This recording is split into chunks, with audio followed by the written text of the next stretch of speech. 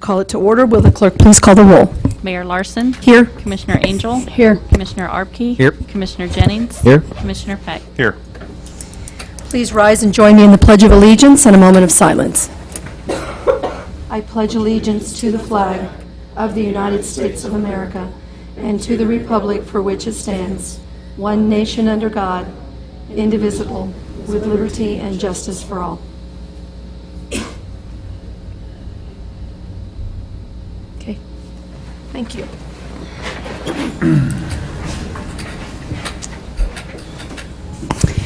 At this time, we conduct our citizens forum. This is where anyone from the public can come up and speak on anything not on today's agenda.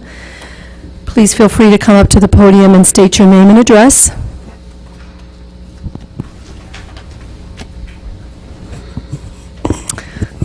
Good, we must be doing everything right and had no complaints or anything. No awards or proclamations, so we'll continue to public hearings and items scheduled for a certain time. Item 5.1, public hearing on the 2009 budget amendments. At this time, I'll open the public hearing. Mr. France? Sorry. Thought you stood up. I looked down and I thought you stood up. Mayor and Commissioners, thank you.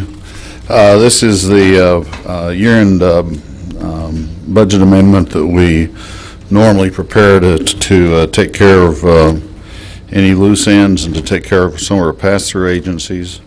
This year there are a couple of amendments. Probably the most notable one is the amendment that is required to implement the separation or the separation of the arts and humanities operation from the general fund into its own freestanding fund.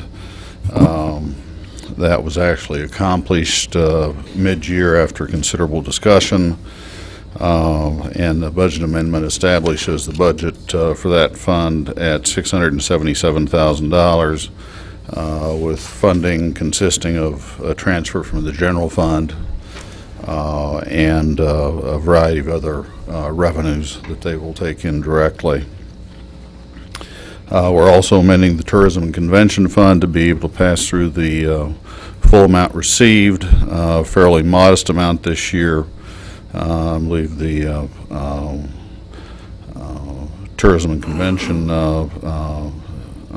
Board will receive about an additional $7,700, and the Bicentennial Center about an additional $5,600 as a result of that.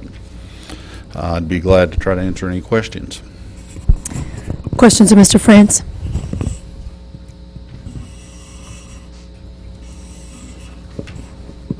Thank you. I'll open it up to public comment.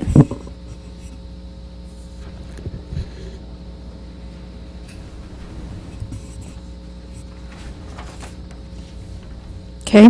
This time I will close the public hearing and bring it back to the Commission for action.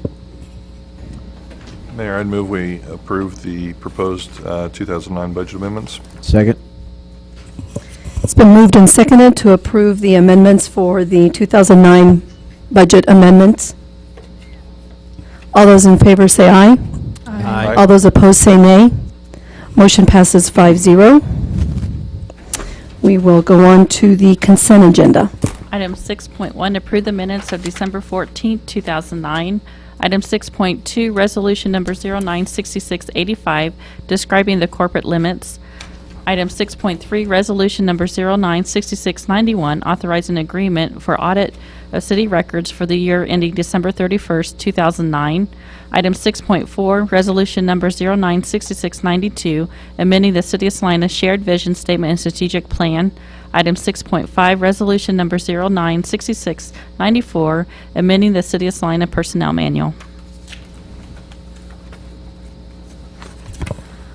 I just have a quick question regarding the corporate limits. Did anything change? I don't think so. It's just the annexations over the years. What kind of changes are you referring to? Well, the boundaries didn't. Besides that, I mean, I was going to read through all this, but it was a little. It's long, yeah. It's a little technical, and I just wondered if our main boundaries or our main limits, they've not change, probably? If not, Plum Orchard was, along North Street was annexation, and South Ninth was an annexation, yes. Okay, I think those are our only two this Okay. year. So thank you. Those are my only questions. Is there anything from the consent agenda that a commissioner wishes to have pulled? If not, I'll ask for action.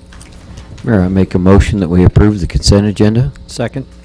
It's been moved and seconded to accept the consent agenda as presented. All those in favor say aye. Aye. All those opposed say nay. Motion passes 5-0. There is no development business, so we will go on to administration. Item 8.1, second reading ordinance number 09-10526, vacating a portion of the Broadway Boulevard right-of-way. This ordinance was passed on first reading December 14th, and since that time, no comments have been received. Is there any public comment at this time? If not, I'll bring it back to the commission for action. Mayor, I move we adopt ordinance number 09-10526 on second reading. Second. It's been moved and seconded to adopt ordinance number 09-10526 on second reading, vacating a portion of the Broadway Boulevard right-of-way adjacent to the Foley Equipment Company located at 529 North Broadway Boulevard. All those in favor say aye. Aye. Opposed, say nay. Oh, excuse me. Will the clerk please call the roll? Commissioner Angel? Aye. Commissioner Arbkey? Aye. Commissioner Jennings? Aye. Commissioner Peck? Aye. Mayor Larson? Aye. Motion passes 5-0.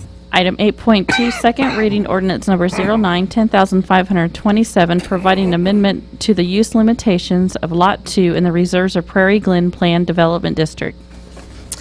Again, this ordinance was passed on first reading December 7th. City Commission postponed the second reading until today. Is there any additional public comment?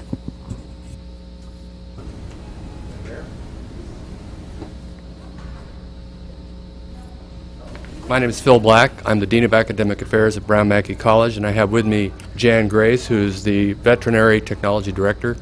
I just wanted to say that, first of all, I have to, the title of the ordinance threw me a little bit. I just didn't catch it right off the bat as being what this was, but so I apologize for not having caught it earlier. We want to be good neighbors. We've kind of heard through the various discussions that there have been some concerns about parking, among other things, and we have as part of our lease, we have a parking that we've set aside renting through the church, and we have at our current location we've had parking issues, and to the extent that we've had those problems, we've gone ahead and rented space at the mall, and we have been running a shuttle back and forth for students for the last year or so, and we tell students constantly in orientation and any other circumstances that that they cannot park, may not park outside of our lot and at the mall, and we've encouraged owners of businesses and homes, if they feel that they need to call the police do so. So we want to be good neighbors. We're going out of our way to get students to not park where they shouldn't park, and we would expect to follow through in the same way. I understand that there were some issues raised about the veterinary program itself, and I have Jan here who might be able to answer any questions. Whoops, sorry. excuse me. Madam Mayor and Commissioners, I'm here on behalf of the program, and to let you know, first off, our program needs to be accredited by the American Veterinary Medical Association. So we have certain guidelines that we need to do to just set up the program itself. Within those guidelines, I also need to work with the USDA, NIH, and all kinds of different groups when it comes to animals. And my background, I used to have an ICOC number, which is the USDA number, and my background is all that. I've been in veterinary technology for a long time, and I've recently have been setting up different types of veterinary programs around the country. Having said that, the guidelines themselves are very strict. The USDA will show up unannounced at least once a year, if not twice a year. They do an inspection. I also have to have a committee, which I would encourage anyone who would like to be on it with a community member, a veterinarian, etc., and everyone oversees everything that we do. what our plans are within the veterinary technician program for animals. I've worked out an agreement with Rose Base at the shelter, and the veterinarian that I'm in the process of hiring, we have all agreed we do not want to house animals overnight if we do not need to. And I'll come back to that in a moment. The dogs and cats will either go to the shelter or the shelter will bring them to us. We will do our procedures that we need to do, again, under the AVMA guidelines, et cetera. It's anything from bandaging to taking x-rays. We will be doing the spays and castrations at this facility. They'll be under an anesthetic. A veterinarian will be doing it. I'm a licensed veterinary technician, and we will have veterinarians within the community also there.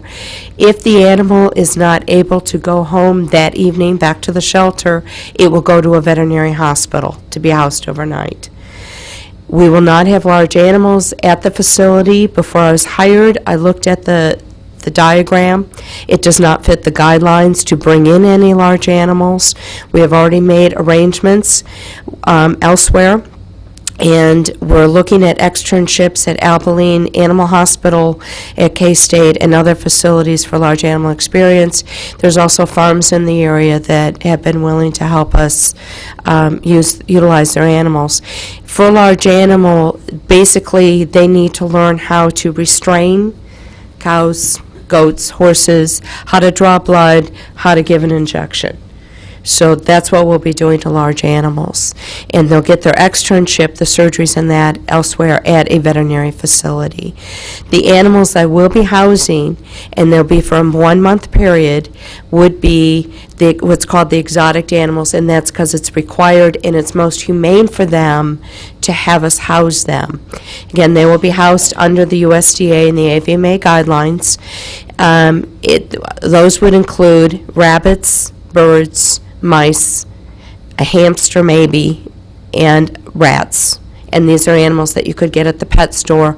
When we're done, again, invasive techniques will be none. It will be learning how to draw blood, learning how to give injections, learning how to do anesthesia on them, how to restrain and handle. So invasive would be drawing blood. They will then be adopted afterwards. That's standard procedure for veterinary technician programs. Actually, most programs have their dogs and cats stay in-house, and then they adopt them out afterwards. Rose and I just thought it would be a better win-win situation for the animals at the shelter if we worked it out this way, and they could put a plaque up that these animals are being cared for by the veterinary technician students. And our students will be going to the shelter to do basic techniques, and that's grooming, basic care at the shelter itself. Questions from anyone? Questions? Yeah, Yes, I how many, think- go ahead, Norm. How many students are you expecting in this program? It will depend on the equipment. Right now, we're looking at 3 different starts a year, a maximum of 10 students at each start at this point. I can't foresee us ever going over 20. Most veterinary technology programs bring in 36 to 40 students initially, and then they have about 20 that go through the program. I mean, the actual animal part or the vet tech program that I just described to you. So we'll have the 3 starts. We're looking at strictly morning classes because of the animal care. And again, I have a licensed veterinarian that I'm hiring. He's also finishing his PhD in pharmacology. And I'm a licensed veterinary technician with a master's degree. So Okay, so they'd be there from 7 o'clock in the morning till noon, or? we will be there probably 7:30 till 5:30, actually. If the animals are in need of care, we'll be there as long as the animals need care. I've already worked with a couple veterinarians in town because I got to know them and they had interest in the program. And our plan is to meet with all the Salina veterinarians and the veterinarians around the community in January to discuss our program and how they can help us out and fit in. Definitely we'll be utilizing them for externships and hopefully as adjunct professors. Just so you know, I don't think that anyone had any issues with the program at all. I think we're fully supportive of that. It really just came down to a parking issue. Okay. Okay. Well, I just want, Well, you had a animals- chance to yeah. talk to us, so we want to make sure that you had the opportunity. And animals people tend to get nervous, or what are you going to do? I worked in research, and they freak out over the concept of what you're going to do, and we're very open. Anybody's welcome to come in and see. You're not bringing any Clydesdales in? No, but I have worked on the Budweiser's Clydesdales. They're pretty cool. Commissioner Yes, Jennings, sir. did you have a question? I think it was just parking as well, and there's been some other discussions that to avoid a visitor of somebody at the apartment complex inadvertently getting their car towed, there was going to be extensive communication between the school and the apartment complex on how to set up discussions, a sticker or whatever that'll facilitate it. And I'm sure everybody has a sticker. Yeah. We want to work with it. I don't want to, I'm in the same boat. I don't want to have to look for a parking spot or, so. Right. I park across it, either at the mall or I ride the bike, so. Okay. I don't. I drive in 2 hours to get there very early. Yeah. So I could park. No, well, there was a lot of discussion 2 weeks ago. I think it's because you just answered all our questions, even though, as the other commissioners mentioned, it was basically a parking. I know ever since Brown Mackey's been here downtown and their present location, parking has just been an issue for them. So, yeah. I hate to have the problem, but it's a good Yeah, problem. it's a good thing. It's a good thing that you have your I have enrollment. students now, so. Correct. So I think as long as there's sufficient education between the school and all their students as to respectful of the parking that is going to be available and where to and where not to, I think it'll be good. I think that's basically where the concern lay, but Okay. thank you very much. Thank you. Any other public comment?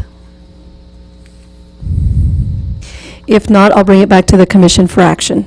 Mayor, I make a motion that we approve on second reading ordinance number 0910527, providing an amendment to the use limitations of Lot 2 in the reserves at Grand Prairie Planned Development District.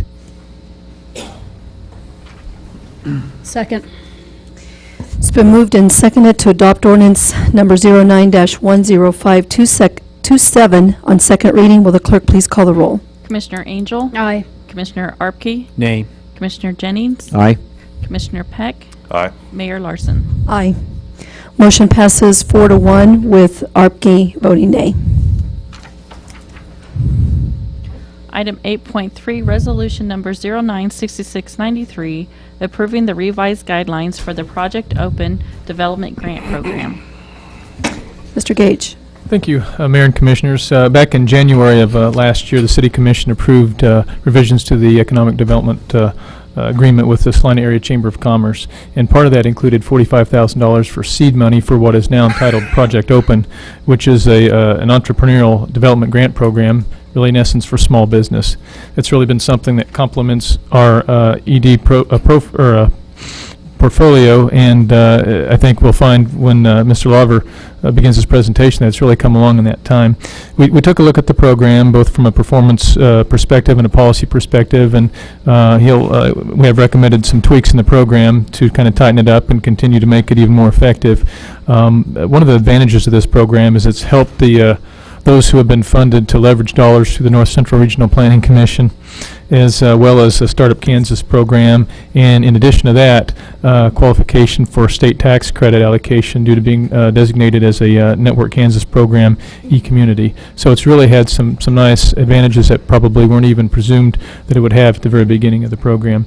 With that, I'll go ahead and turn it over to Dennis Lawver, the President and CEO of the Salina Area Chamber of Commerce, to kind of take you through an update of the program and the changes that they're recommending. Your Honor and Commission members, thank you for the opportunity to be here today, and I'm going to try to move through this extremely quickly. So if you have questions, I apologize for flying through this, but I want to be sensitive to your time. I'm going to try to do three things. Give a report to date and articulate out briefly some of what was in the report to date section that was included in your commission packet, review some program guideline changes. That'll be the sheet of paper marked Project Open substantive changes, and then talk a little bit about the future in terms of the program and where we go from here. First of all, in terms of report to date, as Jason mentioned, $45,000 was awarded from the local option sales tax portion that really funnels back to you through Salina Economic Development Incentive Council. And that was the initial source of money. I would ask you to each write down on a sheet of paper in front of you $45,000 and then circle it. Write down $45,000. And Mr. Peck did not bring a pen with him. All right, so noted. All right, so $45,000 was taken, and over a process of an extensive period of time, a lot of discussion and thinking with the folks that made up the original steering committee, and you can see the organizations and the folks listed there. There's two people in particular I want to call out by name who really have led this effort forward. The first one is Phil Klima, in the back, the executive director of Salina Downtown Inc., and Larry Powell, who is a member of our staff, worked with a number of other volunteers, and you can see listed on the slide in front of you. I really spent a significant amount of time thinking, how do we work through that $45,000 to really meet the objectives of the proposal that was approved back in January of 2008. That process led them to also create a financial review board, which was not part of the original proposal. Now take that $45,000 number and circle around it and write $186,000, and know that that $45,000 has been leveraged to $186,000. And you can see the other sources of funding that has come alongside to partner with Salina and really grow that $45,000.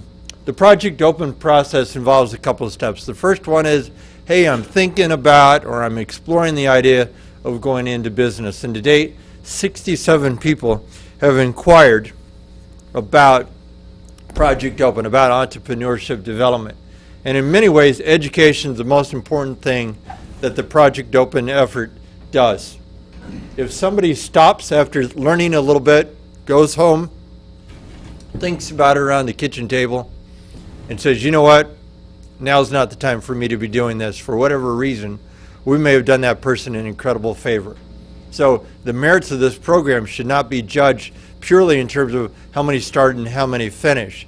But when people drop out along the way, we may have done those folks a great favor. I typically have said to people who come to me with I've got an idea. I had a husband and wife came to me a year and a half ago here in Salina. I said, well, we got an idea.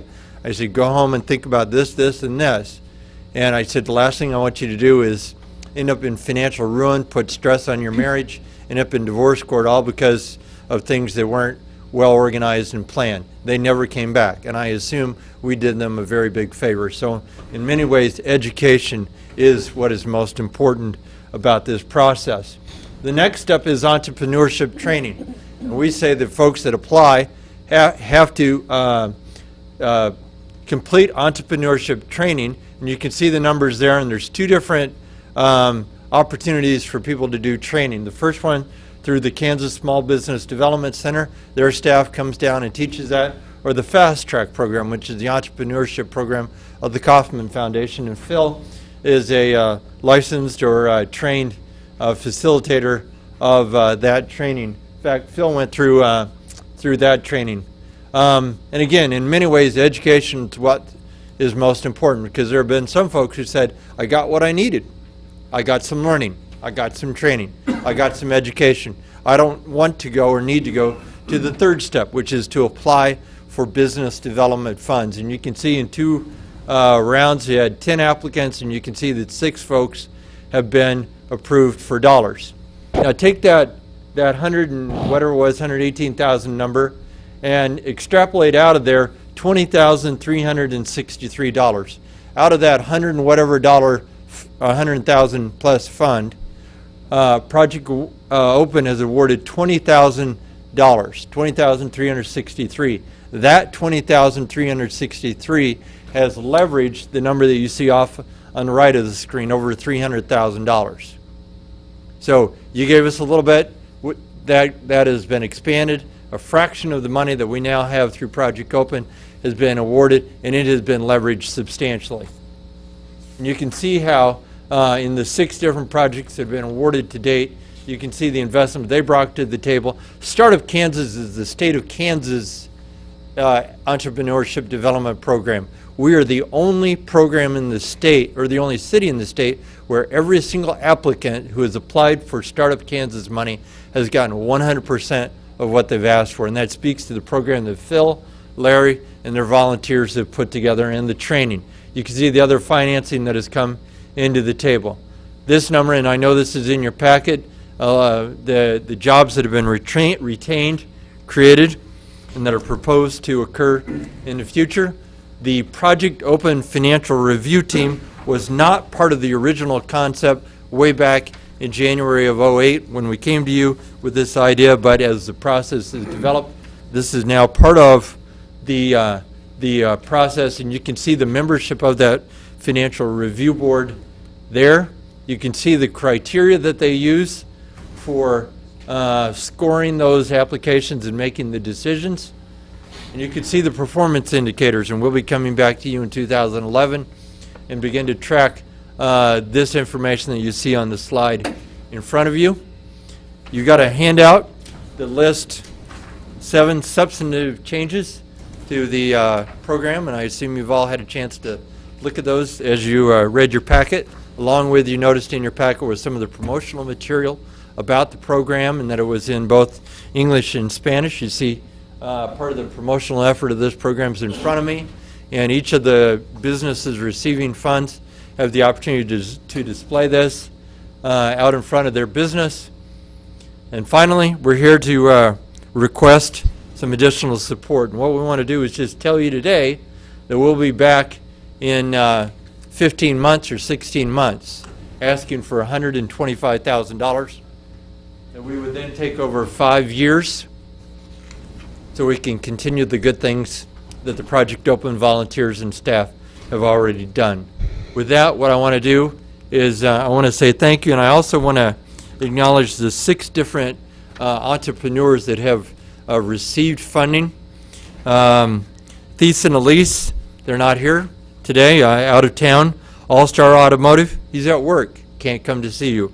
Ergo Wright is out of town. Jack and Jill's, they're at work, can't come to see you. Quilting Bee, Sherry's at work, can't come to see you.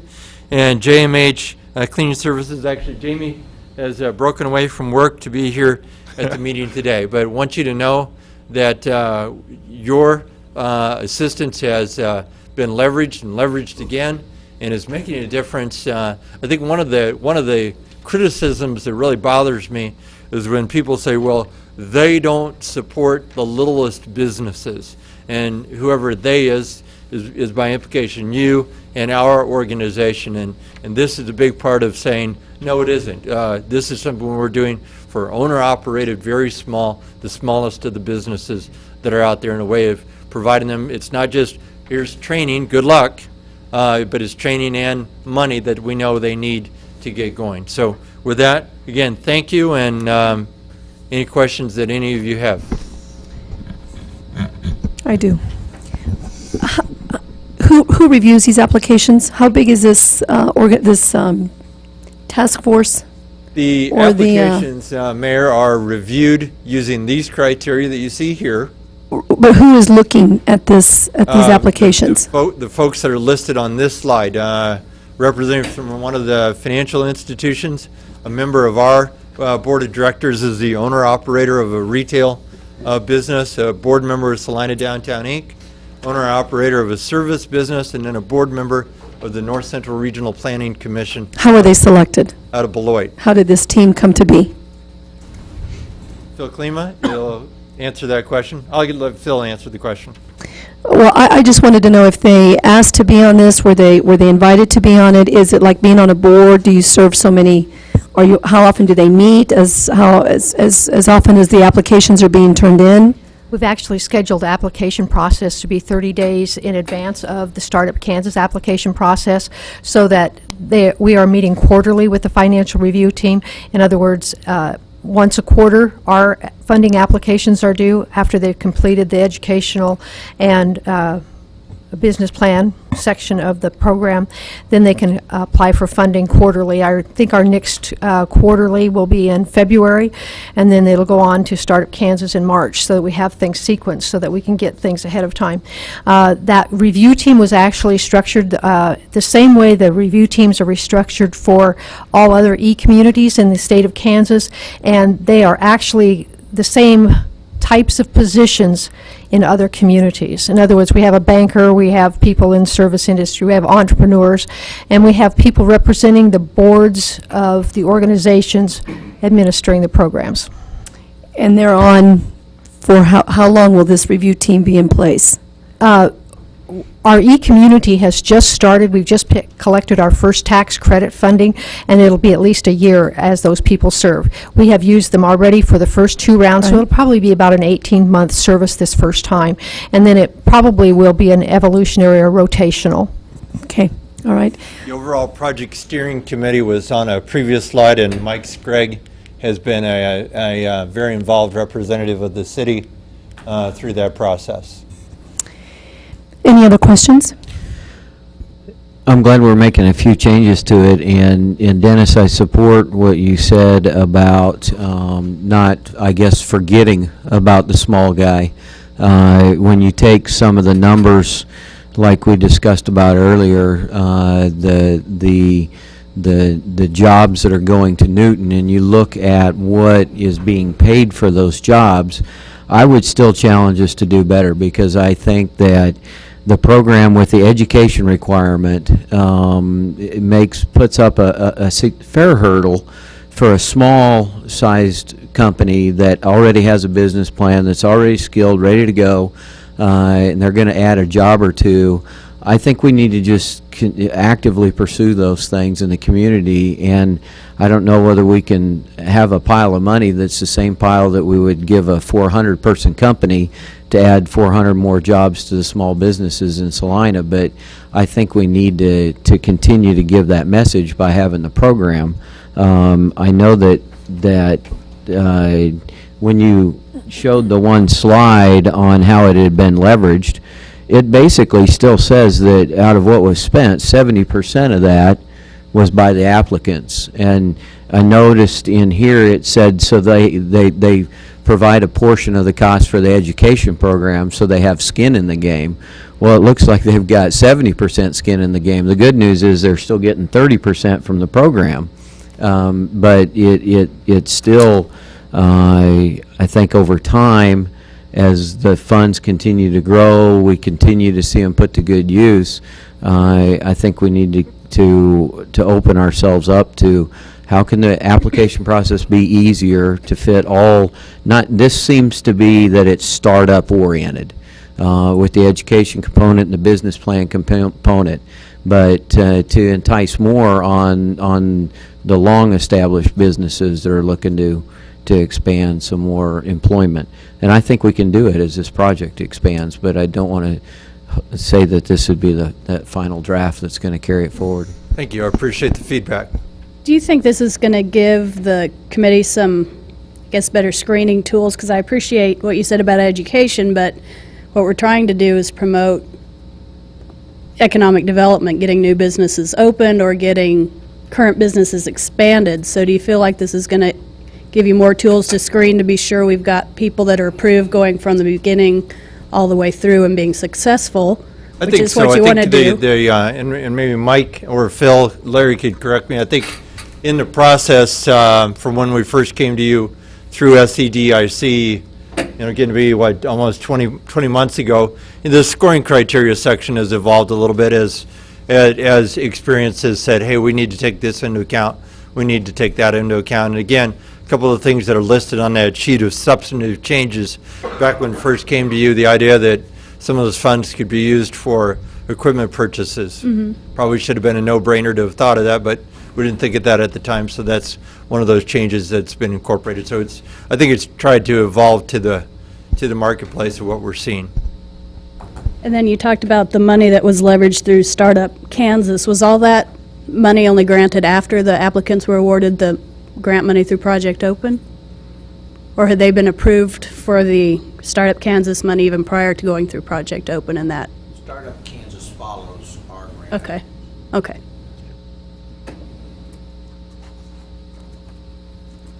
Additional questions?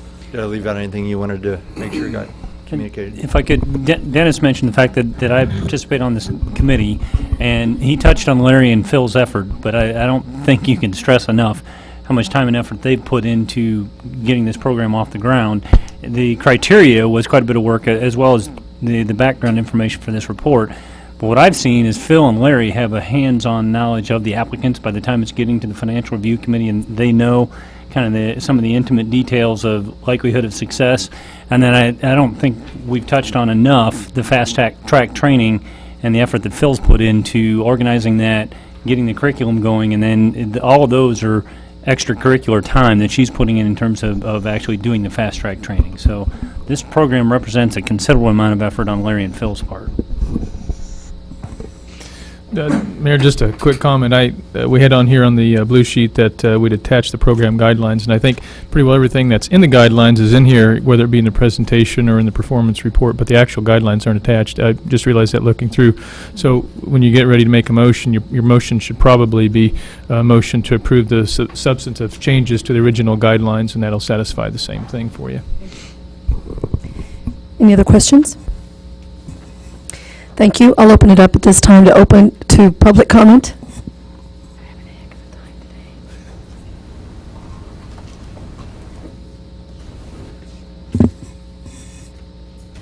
Bill Black, 118 East Republic. Oh, this is the deal. I went through the fast track training, and I just wanted to let you know I thought it was a phenomenal program.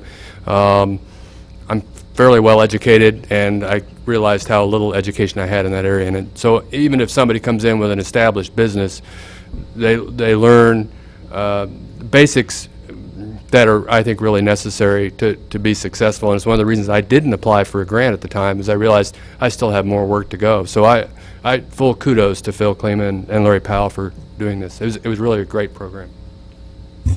Thank you, sir. Any other comments?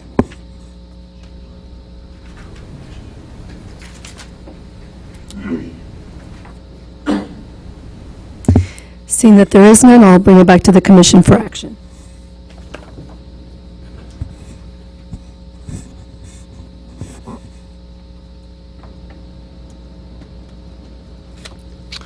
Mayor, I'd move we adopt resolution number 09-6693. Then I just need to say approving substantive changes to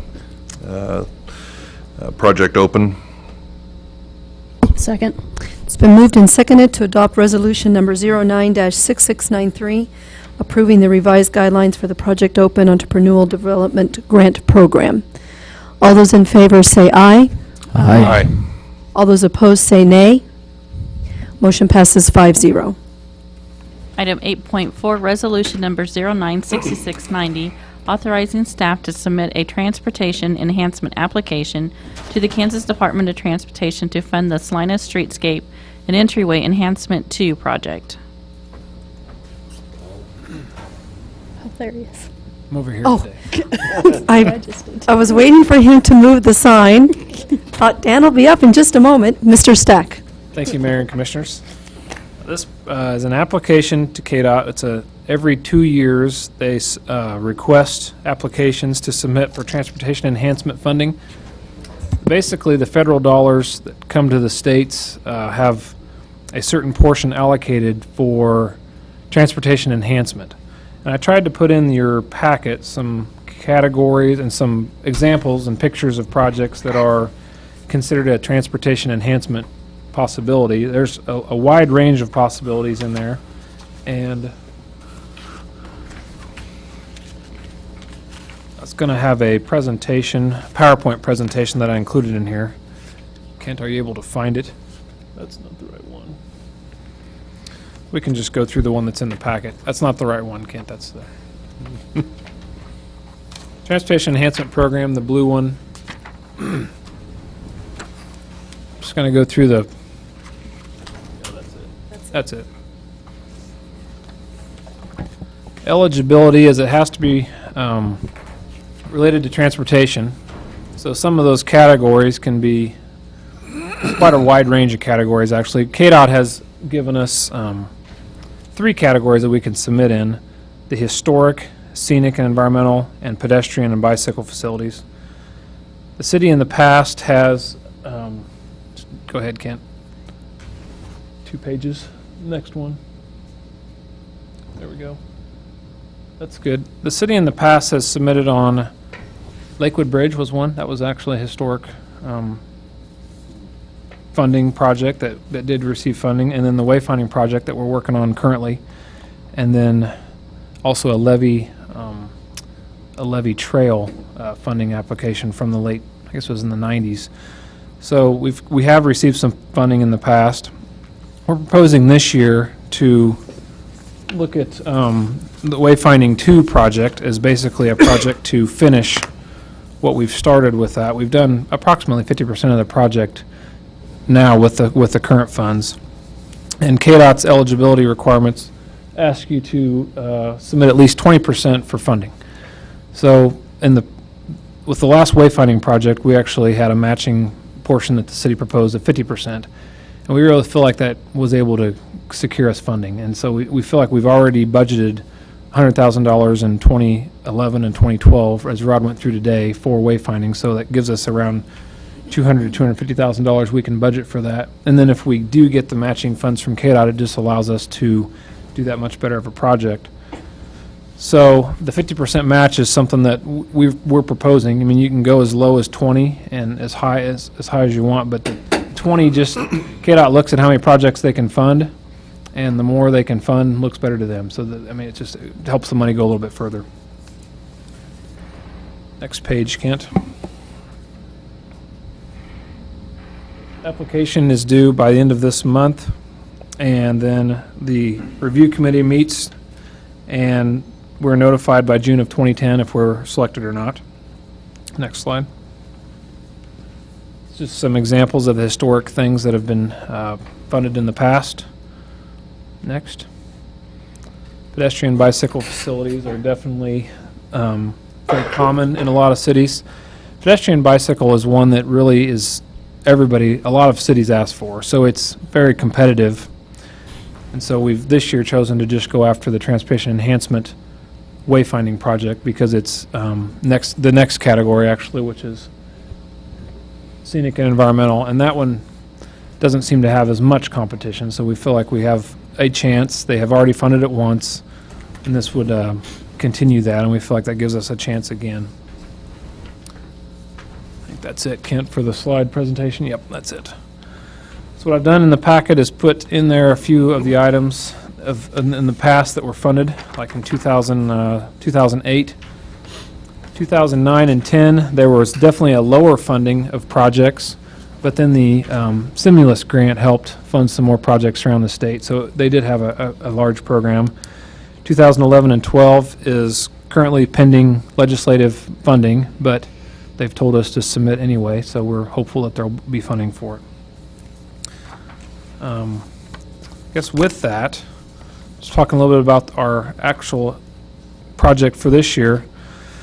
The wayfinding project we're proposing finishes out the Ohio and South 9th corridors, as well as Belmont and Magnolia. And then it finishes the landscaping that we've done quite a bit of on the interchanges, but then allows us to do a little bit more, and then as well as put in some Welcome to Salina signs that would be monument type signs, which we don't have a good picture of yet, but the idea would be a nice, robust limestone type of sign with a good sized sign that would be at the Welcome to Salina. And we've looked at some that other cities have done and talked with BWR actually last week about some options with that. So those are we're going to put the options that we've looked at into the proposal, but we didn't get them in here yet for you to look at. They're basically you see them on I-70, you see them at some of the cities in Kansas City. They have limestone bases with nice landscaping, and we would utilize our wayfinding Welcome to Salina sign as well. So it'd be a nice sign. So that's our proposal, and I'll entertain questions. Questions of staff?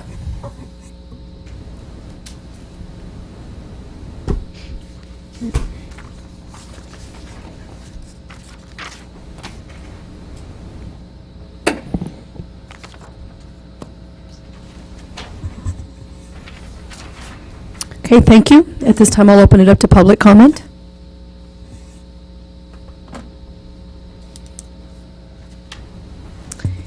Seeing that there is none, I'll bring it back to the commission for action. Mayor, I'd move we approve resolution number 09-6690 in support of the application for transportation enhancement funding for the Salina Streetscape and Entryway Enhancement 2 project. Second. It's been moved and seconded to adopt resolution number 09-6690, authorizing staff to submit a transportation enhancement application to the Kansas Department of Transportation to fund the Salina Streetscape and Entryway Enhancement 2 project. All those in favor say aye. Aye. All those opposed say nay. Motion passes 5-0. Mayor, I'd also move we recess into executive session for 30 minutes to discuss with legal counsel matters subject to the attorney-client privilege for the reason that public discussion of those matters would waive that privilege and adversely affect the city's interest in the matters, and reconvene in this room at 5:17 p.m. Second.